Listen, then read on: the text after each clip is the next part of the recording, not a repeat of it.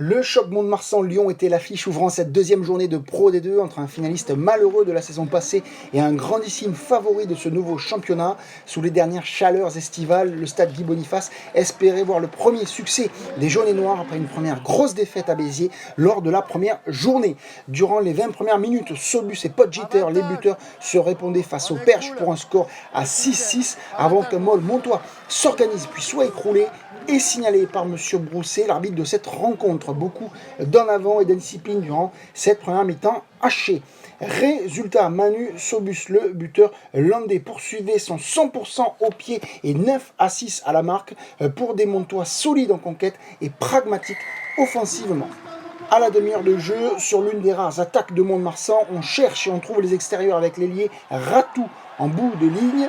Mais le troisième ligne du Loup, Foury, va commettre une énième faute en ne relâchant pas l'attaquant. Le Sudaf sanctionné écope d'un carton jaune, discipline et mêlée. Les mots lyonnais étaient doubles dans ce premier acte, malgré une domination dans l'occupation et la possession. Sobus allait encore transformer cette pénalité, puis une autre, réalisant ainsi un 5 sur 5 face au bar et faisant grimper le score à 12-6 puis 15-6 avant que la mi-temps ne soit signalée au stade Guy Boniface. Mais dès la reprise, les relégués de top 14 vont prendre leur destin en main.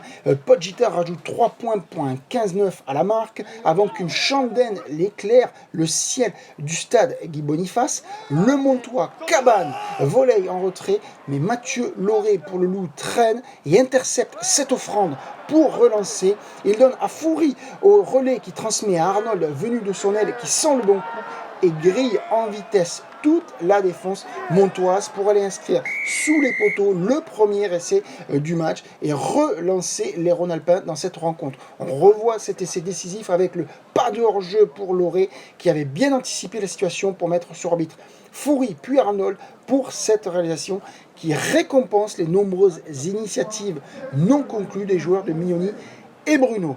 Les Lyonnais en profitent pour revenir ainsi à la marque et même passer devant au score avec un 16-15 après transformation de Podgiter. Alors qu'il reste une demi-heure de jeu à jouer, le Stade Montois va se montrer incapable de trouver des solutions offensives quand Lyon va faire parler l'expérience. Sobus et Podgiter rajoutent des points au pied. Et à 19-18, les visiteurs continuent de ne pas s'affoler en défense tout en confisquant la balle en attaque.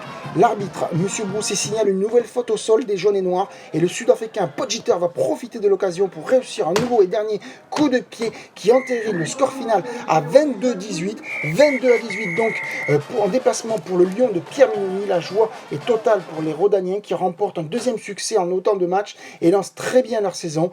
À Mont-de-Marsan, la digestion de 2014-2015 est compliquée. Les Landais comptent déjà 2 défaites et doivent retrouver leur attaque.